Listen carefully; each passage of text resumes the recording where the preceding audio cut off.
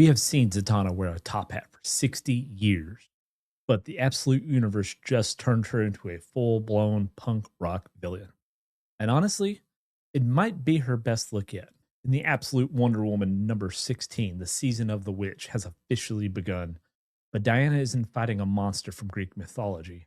She's fighting a magic user weaponized by the United States government. Veronica Kale has unleashed her own suicide squad, and Zatanna is the heavy hitter. In this video, we're breaking down the lore behind Zatanna's dark reinvention, why she attacks Wonder Woman in Gateway City, and the tragic reason she is forced to work with the bad guys. Let's get into it.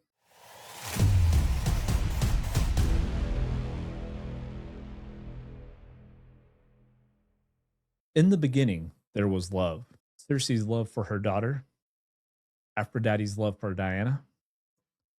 But now, something feels off. Something is coming.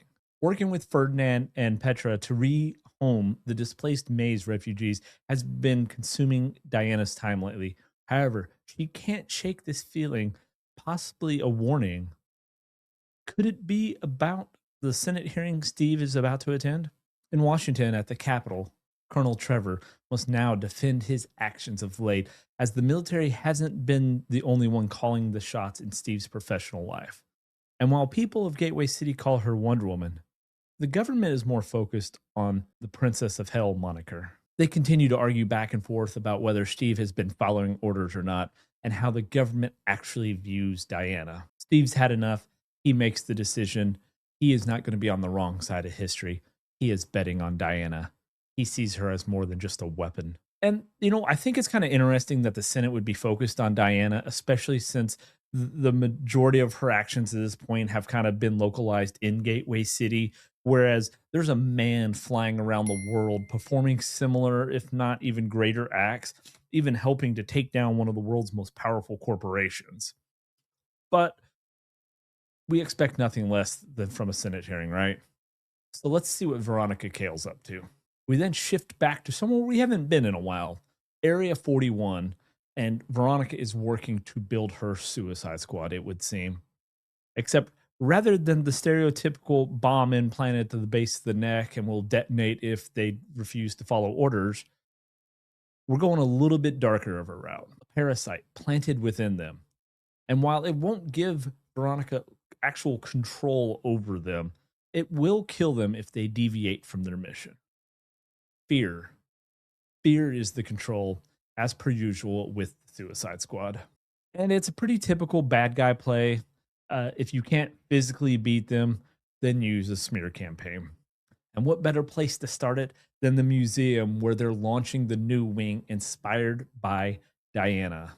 And speaking of the museum, there's Diana looking stunning in a black dress with Pegasus having her red carpet moment. And even Barbara got all dolled up, looking pretty good. Diana gets to cut the ribbon to the new wing. And this is one of the first times we actually get to see just how big she is compared to regular people. And if you have been following Mantis in the Absolute Batman, Batman in that universe, or this universe, I should say, is 6'9" and about 420 pounds. And even when you look at Absolute Batman 16 cover and you see her in the comics, she's taller than him when you put them together. However, once we get a look at this amazing wing to the museum, even she is feeling small at this massive exhibit, giving Diana a little taste of home. And maybe it's the taste of home or it's the taste of something else, as she's looking at some stone images of her scaly manfish friends from the maze. Something's going on with her and she is rendered unconscious. And even we get knocked back to before in the Wild Isles, where we see a younger Diana training with Artemis. Diana has this one question that keeps plaguing her throughout their training sessions. Why doesn't she come see her anymore? Aphrodite is the only one that does not come to see Diana like she did before. But Diana wants to know why. Battling on and on with Artemis as she's even changing forms. Artemis, not Diana. And Diana's getting her ass kicked. Still, the question plagues her. Why? And then she finally gets a little bit of a leg up, so to speak, on Artemis and is able to best her in battle. But is this what Diana should be wasting her time and focus on? Aphrodite told Diana when she was a small child that love is more powerful than anything on earth. However, as Artemis points out, you can't always trust what the gods say on matters of what is the strongest because each one of them thinks they are the strongest. And it's because of this, Diana feels unprepared.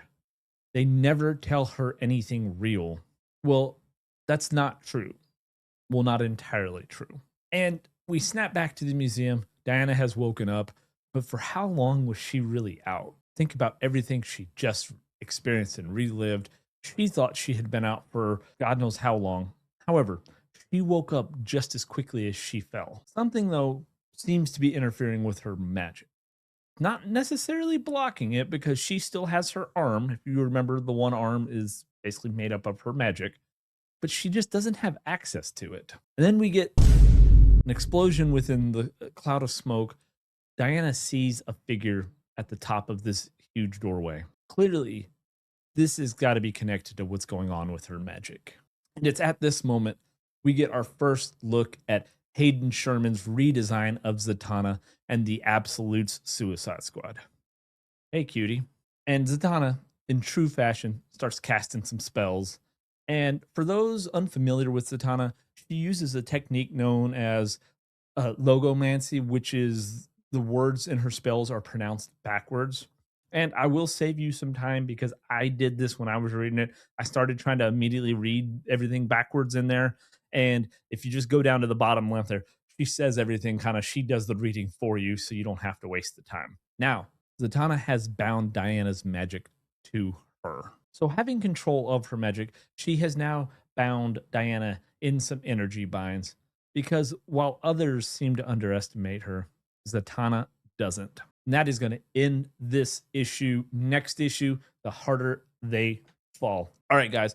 Very excited about this to see Zatanna. I do love the character Zatanna. It is awesome to kind of see her reimagined in this kind of more of a punk rock and also having her as a villain, having her on the Suicide Squad. And I like they're doing the little parasite thing with how they're actually able to control the Suicide Squad instead of just always making it that, oh, there's the bombs in the back of their head. Let me know, how do you guys feel in the comments about this new redesigned look of Zatanna? Are you liking the punk rocker, or are you more the kind of tuxedo top with the high boots and she's always just kind of wearing underwear, but and the top hat? Which one do you guys like the most? And while you're doing that, if you wouldn't mind for me, consider giving this video a like, subscribing to the channel, having the bell notifications clicked so you get alerted when we release new videos. And guys, that is going to do it for me on this episode of You, Me, and DC. Until next time, I'll see you then.